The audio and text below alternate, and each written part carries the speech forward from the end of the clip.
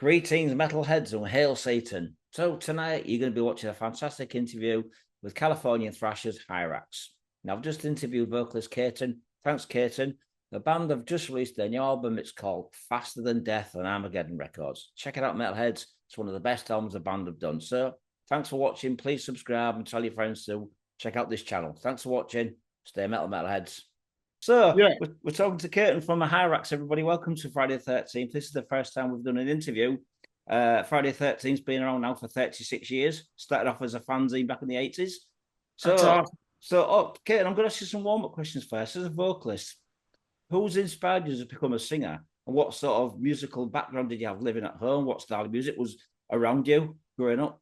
Yeah, well, luckily I had a lot of brothers and sisters. I had four sisters and a brother, and so there was music, and also my parents were way into it. My father was in the Navy for 30 years, so traveling all over the world, he would bring home either instruments or records, and I found my way into his record collection, and that's kind of that is what started it. And then my brother, I had an older brother, and he listened to all the hard rock stuff of the 70s and the 60s, including also other stuff like jazz and stuff. But Hendrix was probably one of the first influences, because my brother was playing those records around the house. And then, it's kind of like a gateway drug, as they say, like you go from there to for me, it just got heavier. I just looked, for more hard rock. And then when I got into the heavier stuff like Sabbath and, Deep Purple and Zeppelin, from there, it was just no stopping. I just kept going.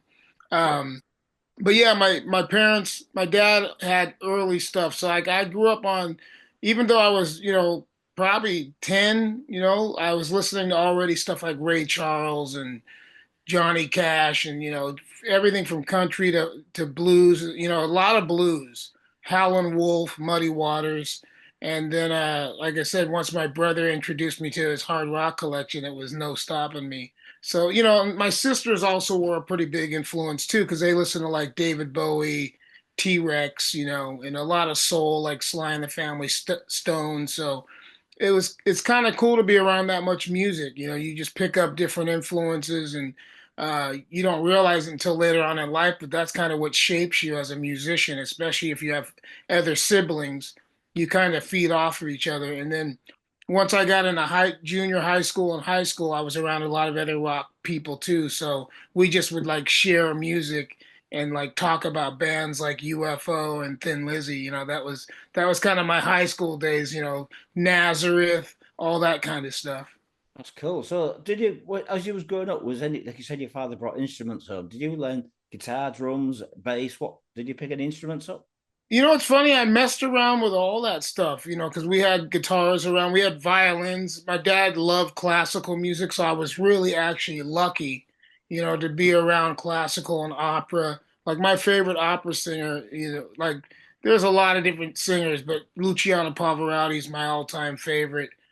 So yeah, in influence wise, I took to vocals for some reason. Like I tried guitar, that was cool, but I didn't have the patience, and also you have to have focus if you're going to do any of that kind of stuff.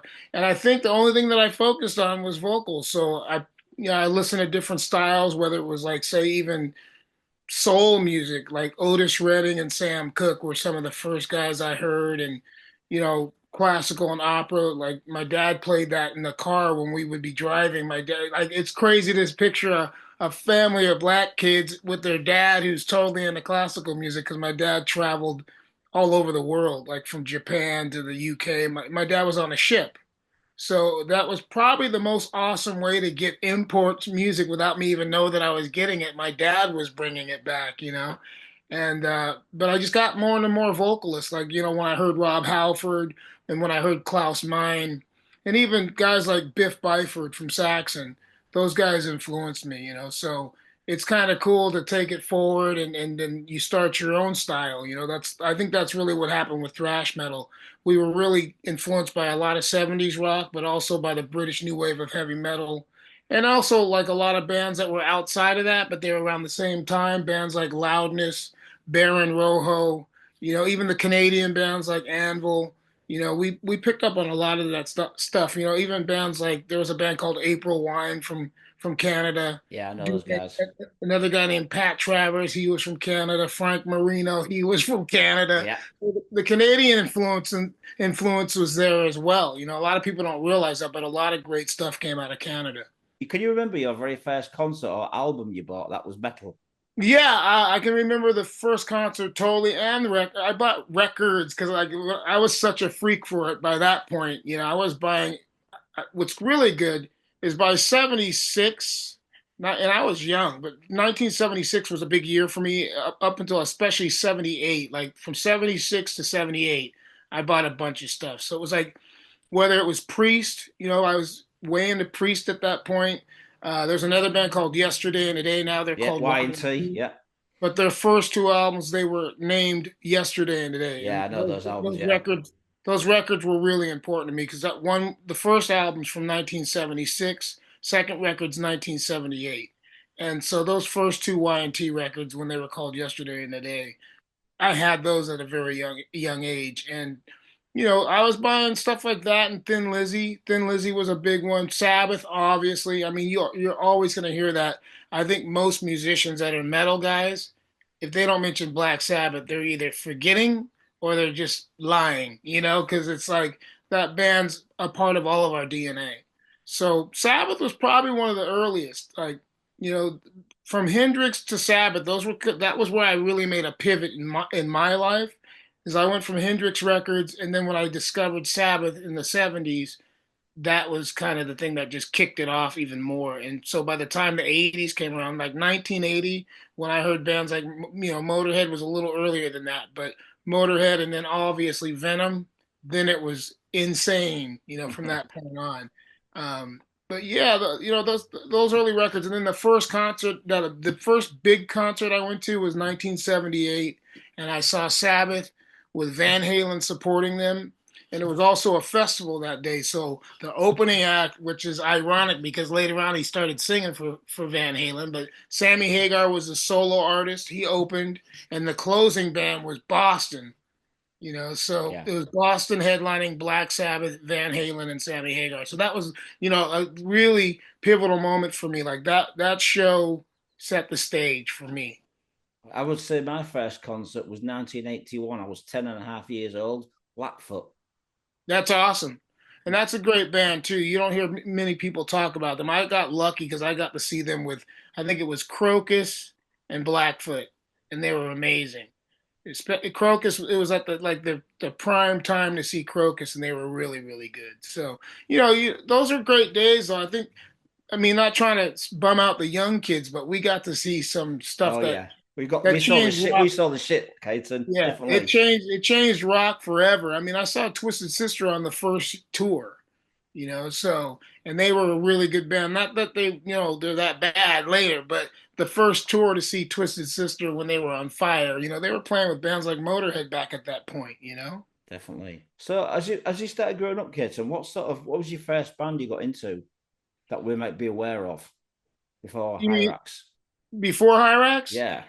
Well, what's funny is that, and this is a band that's stayed with me too. I didn't even get to them yet, but AC/DC was another band that just came in and changed everything for me, you know. So Bon Scott, he's another big influence, even though you might not totally hear him in my style, but I'd say attitude wise, Bon Scott has a lot to do with the way I present myself. But AC/DC was a band that I loved so much that we had a band called High Voltage, and that was my first when I started to really kind of start doing bands, and from there I think we became Power Trip because High Voltage was too obvious, so we named the band Power Trip. But that was basically because of AC/DC, and then Okay. from that point on we just kept going. And by a little bit after that we changed our name to Chaos because we started to realize you have to Was kind of it get. K with a K with a K or C? Yeah, from there's a TV show in America called Chaos. Well, Right. it was called Get Smart. I don't know I if you've remember ever. that. Yeah, I remember that. Yeah, The detective, the idiot. yeah, the idiot detective. Yeah, you know what's going Yeah, my on. father used to watch it all the time. Yeah, we loved it. It was like the you know it was the greatest show at that time when you were a young kid, and he had like he had a shoe phone that he used to talk into. It was a great show. But anyways, in that show, Get Smart, there was the bad guys, they were called Chaos, and they were like just these bad guys. And so we thought we have to name ourselves after Chaos because they're the bad guys, you know. And but that's basically the beginning of Hirax. Before we changed our name to Hirax, we were called Chaos. And that was an interesting time because we were playing with bands like Metallica. There was actually a show that we did that's like a really historic concert that they're finally starting to acknowledge because for years Metallica really didn't talk about this one show, but it was Chaos, which is Hyrax, and the other band that was on the bill that was headlining was actually Striper, but they were called Rock Regime. That's their Yeah, I original. remember that. You remember that band? Yeah. Yeah. So it was Rock Regime, Chaos, which was us, and Metallica opened the show. And there's a very rare flyer out there on the internet that people, when they find it, they probably think they're like, what the hell is this? But that's that show. And it was like before Metallica moved up to San Francisco and changed, the lineup. It was the original lineup. It was Ron McGovney on bass and Dave Mustaine on guitar, and the other two guys. But Yeah. but that lineup was the lineup that we played with, and it was one of those shows that's legendary. It was in Long Beach, California, probably right around 1982. Wow. So what does Hyrax mean? Hyrax was basically something where we were at a house and we were trying to figure out a name because everybody was coming up with all these names and they were all typical. And I actually found this ad in a restroom in the house that we were at that was an old, like an old vintage ad, and it said Hyrax on it, but it had two meanings. One was an animal. There's an animal that's like down in like South Africa. There's this animal called a Hyrax, and it's like a indigenous animal to that region, but it's also a distant cousin to the elephant. And I thought that was very interesting because it looks nothing like an elephant. It's really small. It's a furry animal. But that's one of the things that this Hyrax thing is. But the other thing is it's a repellent for killing mosquitoes. And I like that even better. I'm like anything that's for killing mosquitoes because mosquitoes are pretty gnarly if you know anything about them. So it's basically like a poison for killing mosquitoes. So that's where I got the name Hyrex was just off of this ad that I read, and I also thought it was great because we just the I instead of having a Y, it's Hirax Hyrax. So Oh, yeah, so it's originally spelled with a Y then, HY. yeah, but Right. we changed it to an I because we wanted it to be more original. Because the thing is, when we were coming up, the black metal thing, even though it wasn't called black metal yet, some people called it satanic metal, was really popular, and we loved a lot of it. A lot of those bands like Merciful Fate or even Sodom, back then were pretty dark on the dark themes and Bathory.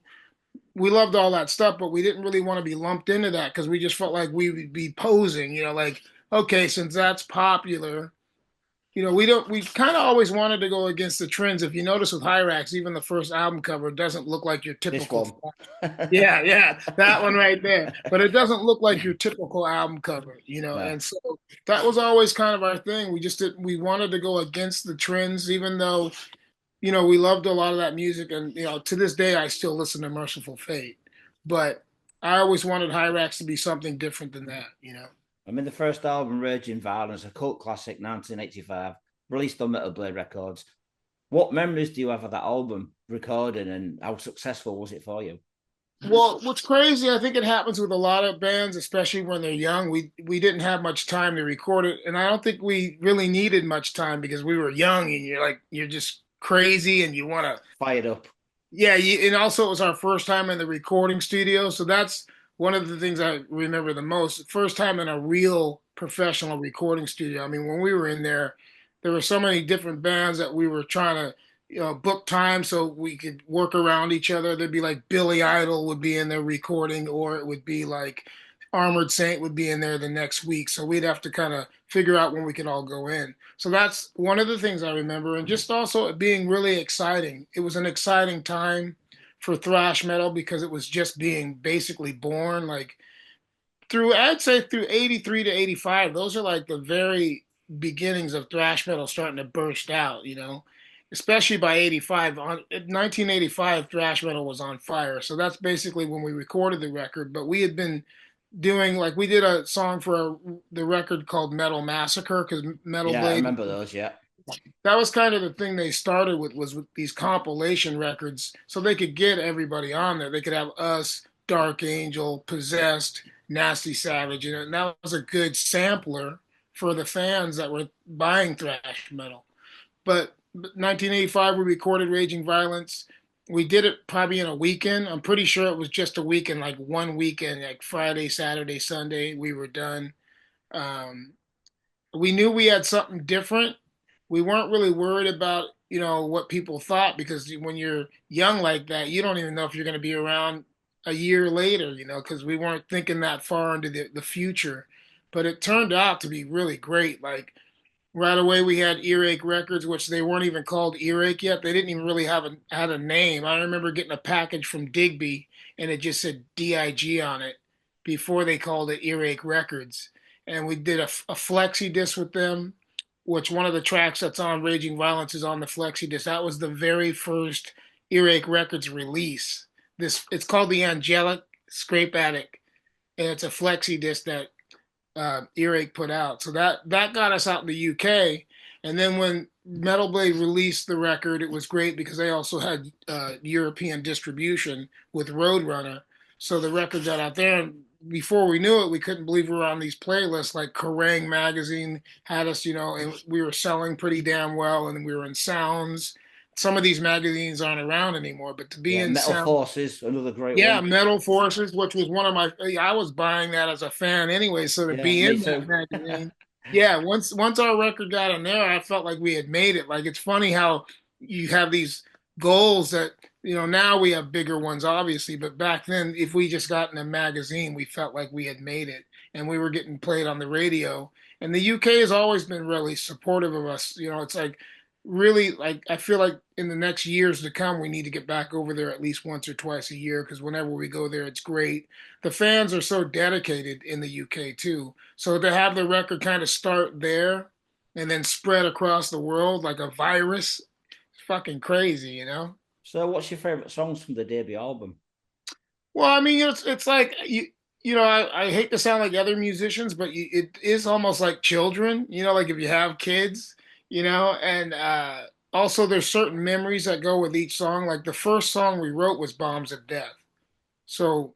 And it's kind of funny, over the years, that's become one of those songs. If we don't play it live, kids are like, "Fuck you! You Yeah, got to play that song." it's a good song.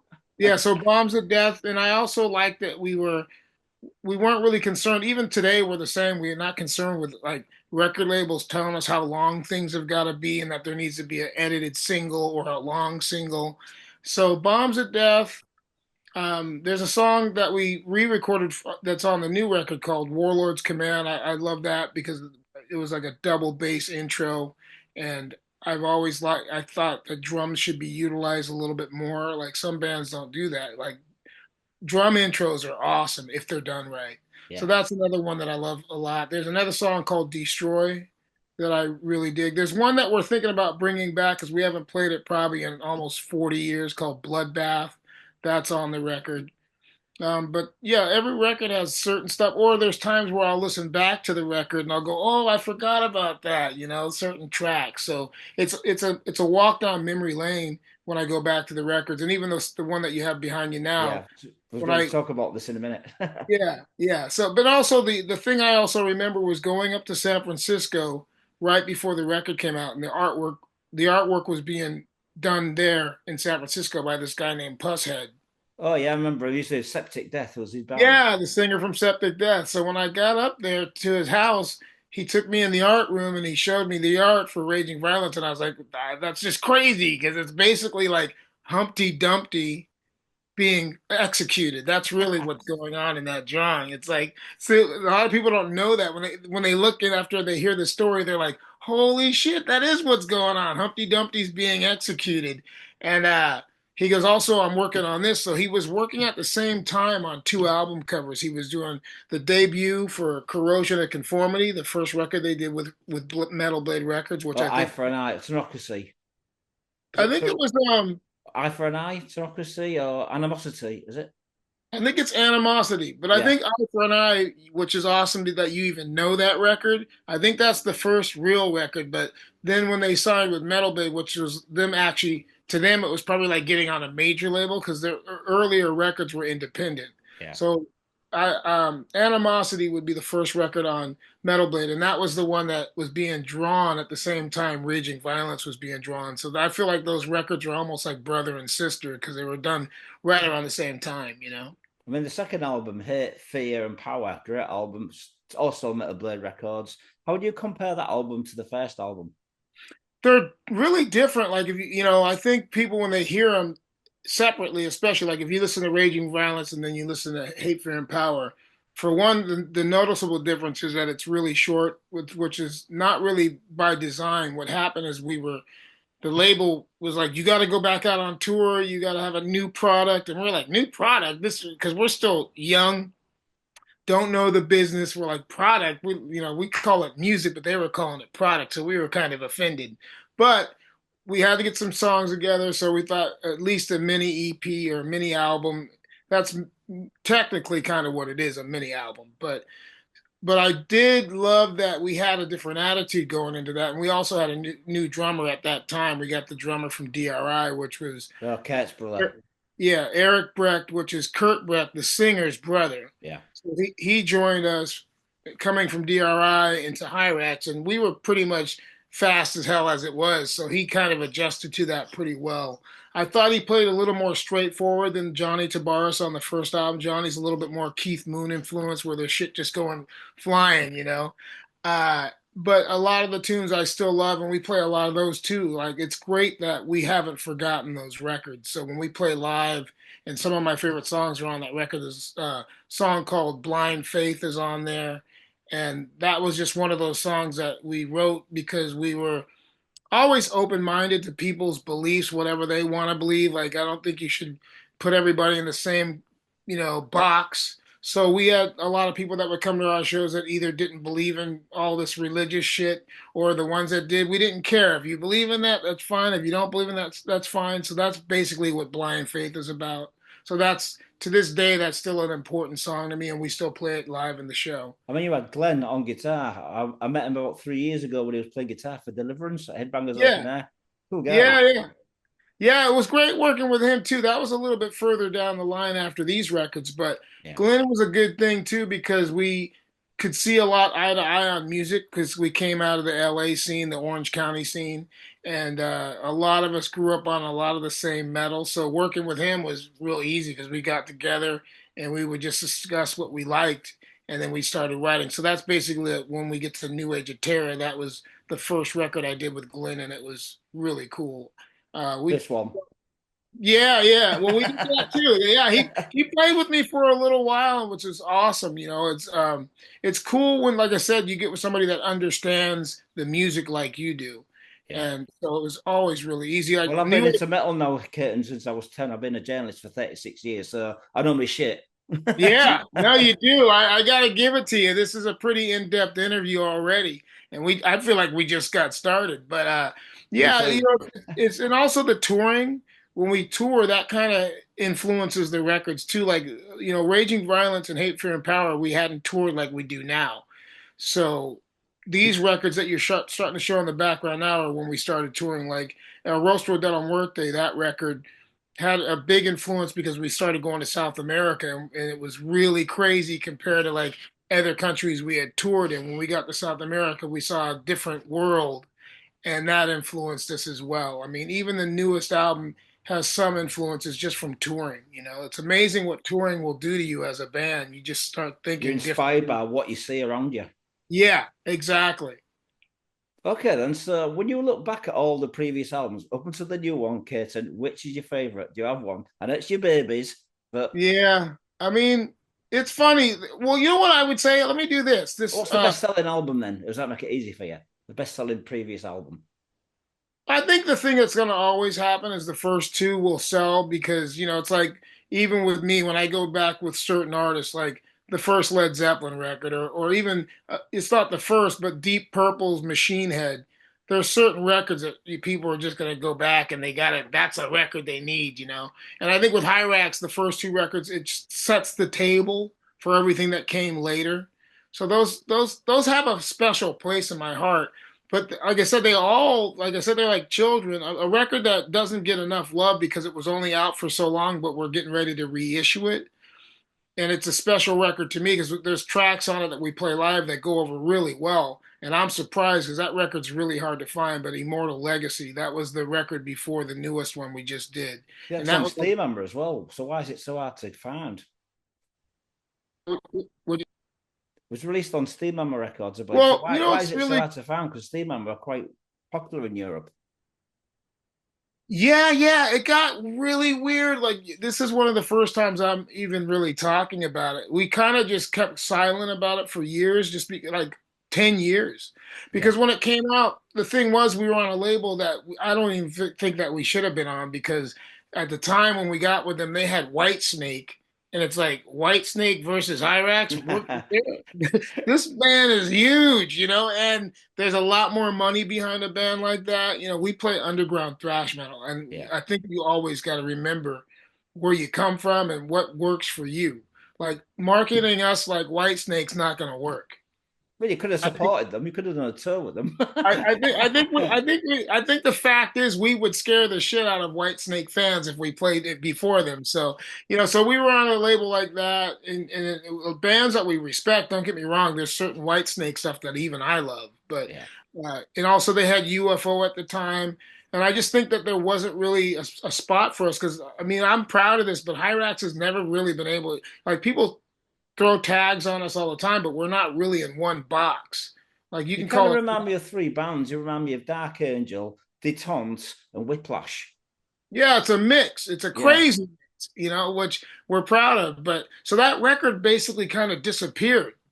Like it's not on, you can't even get it on streaming services, but Wow. all that's going to change in like the next 2 to 3 months. But so luckily we got it back, and but it was a record that's like it's almost like the secret Hyrax record. So that's I'm kind of proud of that record though, because it's like kids still ask about it. The people that have it, they have a very rare copy because there was only probably 1,000 of CDs and 1,000 of vinyl Are done. you going to try reissuing them? Yeah, for sure, for sure. Because also live, we still play. Like, there's a song on there called "Black Smoke." We play live. There's a pretty big song that we have for us, like in our genre, called "Hellion Rising." That was a single that we did. We actually did a split single with Sodom.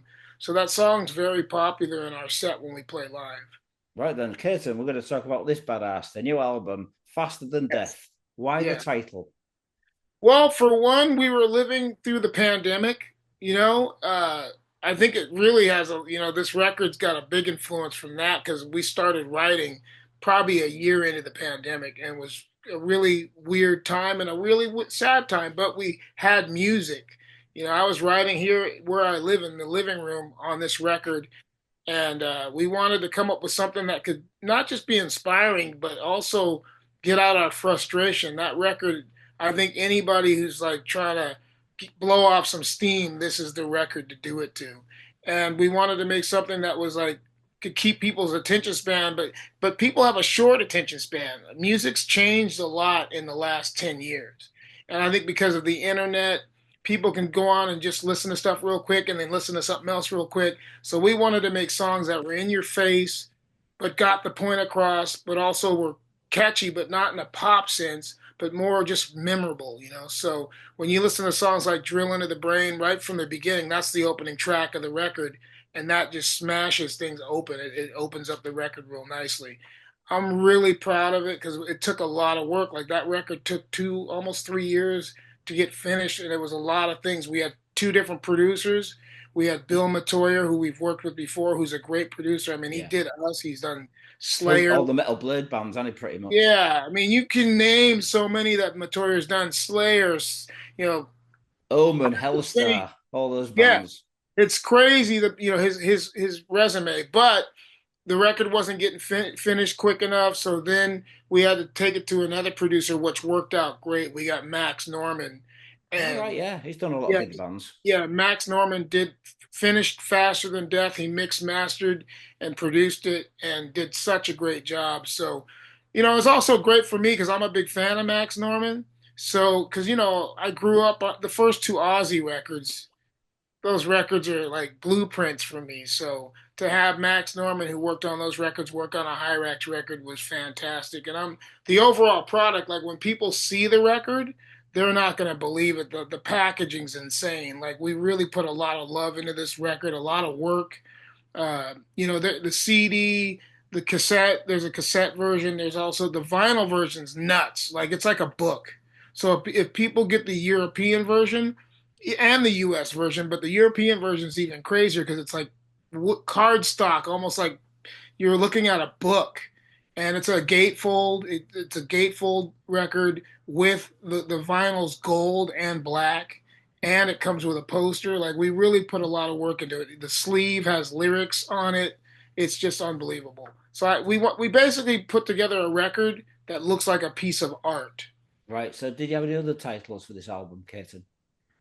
No, I for some reason, right, what the first song we started working on was Faster Than Death, and I just go, this is perfect. This is what I want to do. Like I never had any other thought but that title. And then there was a lot of stuff going on. Like when we toured in South America, there was a riot in front of our hotel that we stayed at. So there's a song on that record called Relentless, which is about the riot that broke out in front of our hotel. I mean, the record has a lot of meaning. Psychiatric ward, drill into the brain. Those are mental, about mental illness. Yeah. Because of the pandemic, a lot of people were losing their minds. I mean, the record it's deep meaning, but it's also uplifting at the same time. And I think when people listen to it and read the lyrics, because like all of our records have always come with the lyrics, but this is one where I think they're going to sit down and read the lyrics and totally get it. I mean, the artwork, was it done by the same guy who does all the Evil Dead covers and all the. No, this is what's great. We got a little bit of time here, so I'm going to tell you the story real quick. But the artist that did the cover was actually a fan from Brazil, and he was drawing drawings of us and just sending them to us like in the beginning of the pandemic, right when we started working on the record. And I thought, Hirax has always been about the people. We're a people's band, so I'm like, we could have got a really big name artist, but I wanted to get somebody who was a fan and kind of give back to the scene we come from, and this guy's art was just so good and getting better every time he sent it. One day I got a hold of him and I said, would you like to do our album cover? And he said, sure.